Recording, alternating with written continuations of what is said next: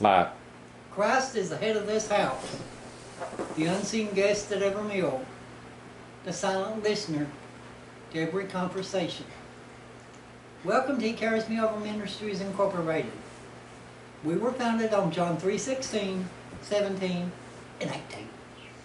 This is God's salvation plan, not for a certain group of people, but for everyone. Everyone who believes. That's what it's all about, people. Believe. And it's for everybody, not for a certain few. Heaven is going to be made up of everybody, not a certain few. All believers. Because He tells us, God sent His only begotten Son, that whosoever believe in Him shall not perish, but have an everlasting life. Prayers tonight for Gracie Parsons. Remember that name, Gracie Parsons. And prayers for everybody. Prayers for this old world, people.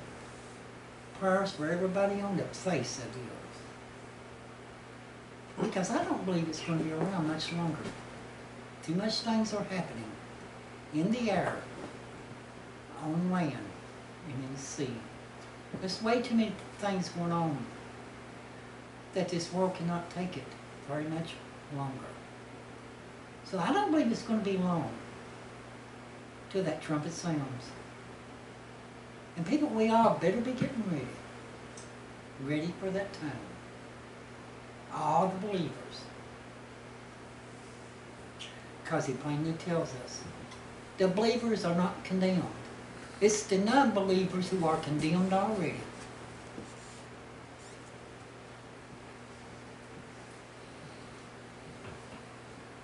I want you all to listen very closely to what I have to say tonight. Here is the world. Here is the center. Now you take all 6 billion people on the earth and put us right in that center.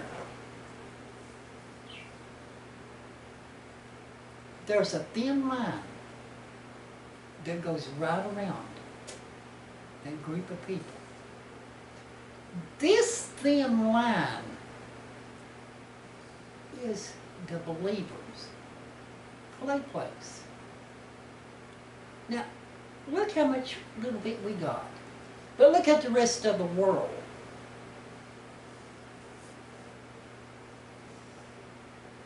Do what you want to do, but don't go over that line. Don't go over that line. Now, what happens over here is very enticing. And oftentimes, yes, people, we do, you do, I do, we all do. We'll journey over here. But we come right back. People, that is okay. Because we're only human. But don't stay over here.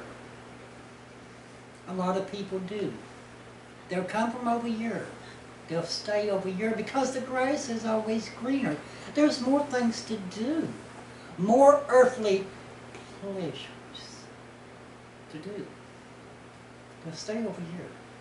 Sometimes the person will journey over here. But they'll take back. Right back over here where we all are. Now I'm going to get to that in a minute. Taking it back over here. Which is a no. Now, here's some examples. True stories. Who is committing the greater sin? Now, I know there's no greater or lesser sin. A sin is a sin, regardless if it's a big one or a small one. There's this young preacher in town. He was the pastor of a little small church on the hill.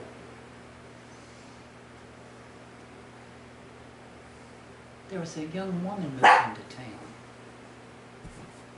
Her husband had just got killed in the war 4 months earlier. She moved back to the town where he was from. She had 4 small children beneath the age of 8. The church would not help her.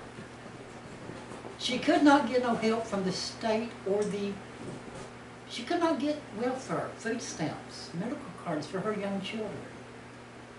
What was she to do? She went into prostitution.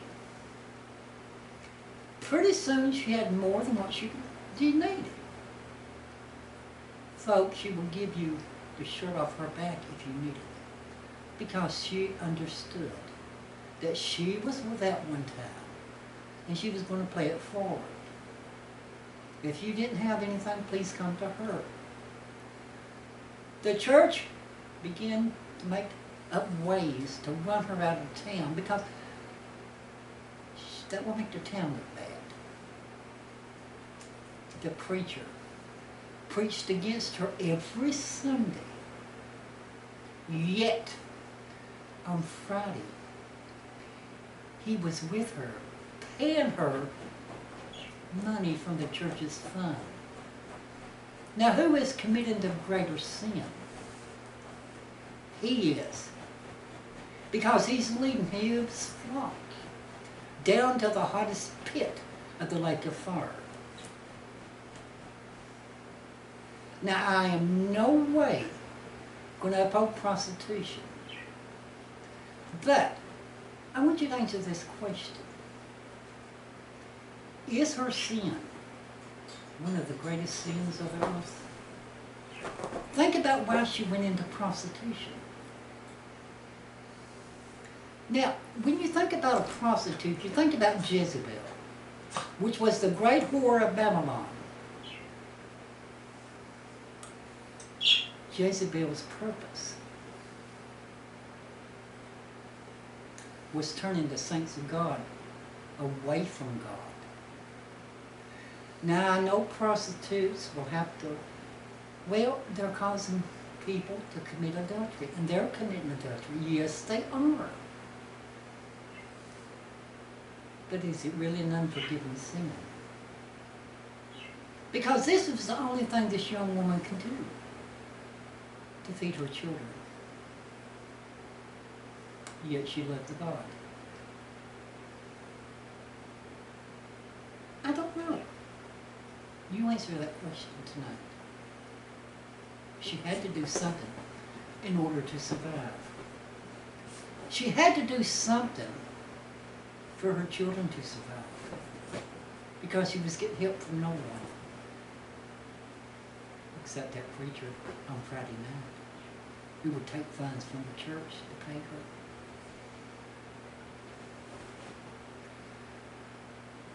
When I lived in Cleveland, Tennessee from 1994 to 1999, there was this little small church of God. And it wasn't too far away from my lived. I could see it from the window. And it looked like every night they were getting a crowd of people. When me and Bob moved back there in 2004 to 2013, I noticed that little church was gone and it was there no more.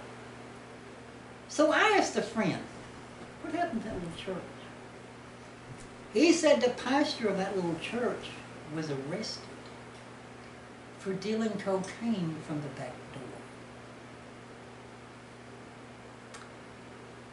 See, that pastor went over here. He brought it back with him.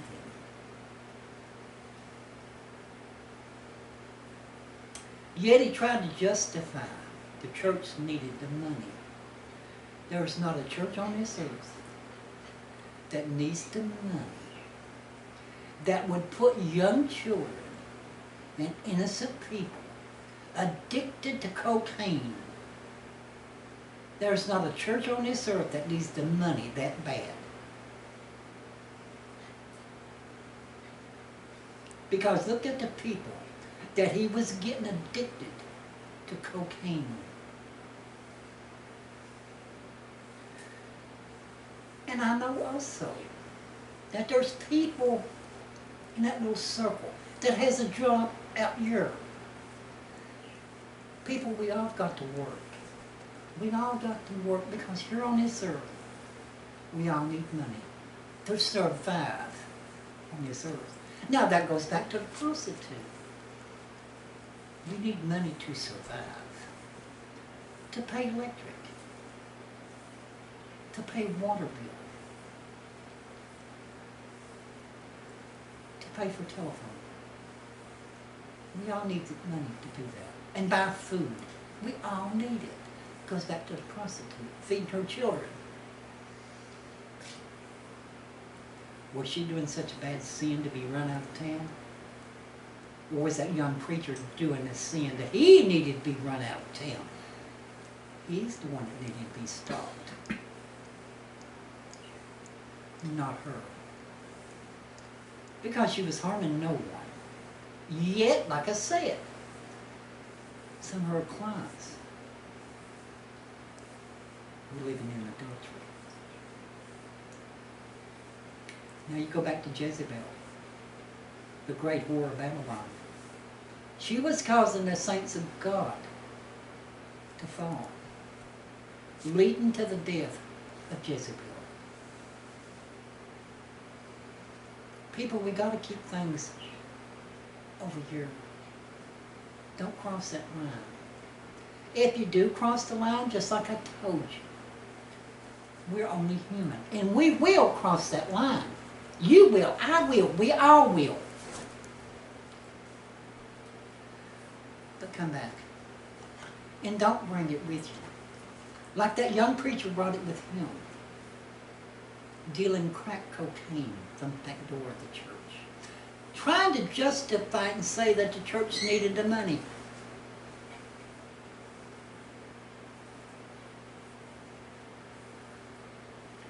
Keep it within the line.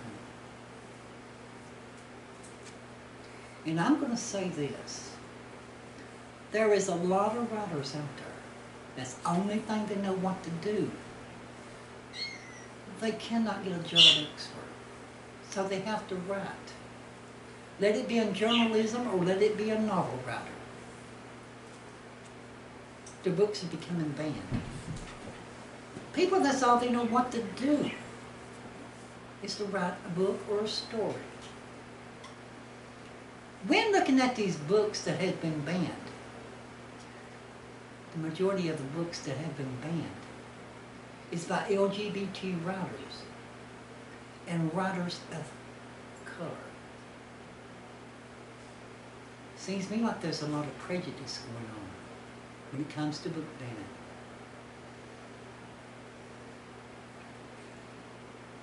I realize that some books are really vulgar. Some movies are vulgar.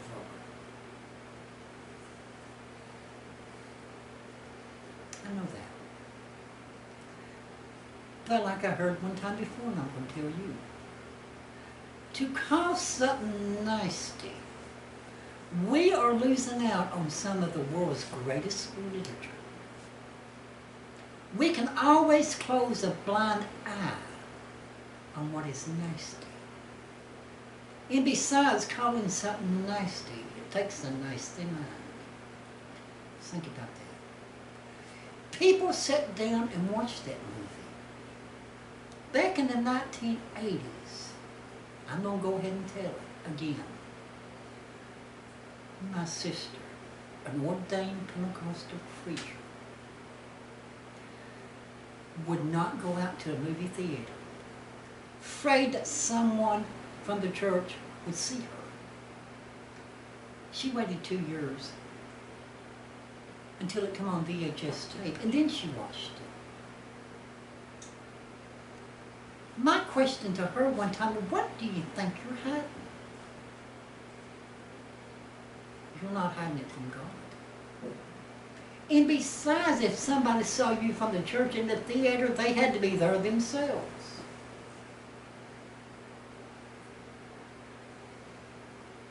Well, you know how the church is. No, I never was told that. You were, but I wasn't. So sit down and watch a movie. Read a book tonight.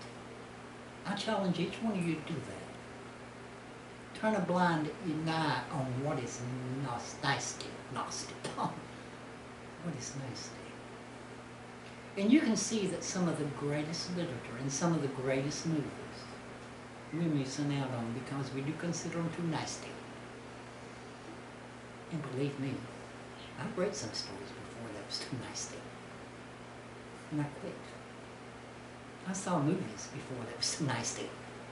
And I'd walk away from it. But I challenge each one of y'all to do that tonight. Watch a movie. Read a book. And we'll talk about it next week. Have a wonderful, blessed night. I hope this message benefited somebody somewhere. Good night.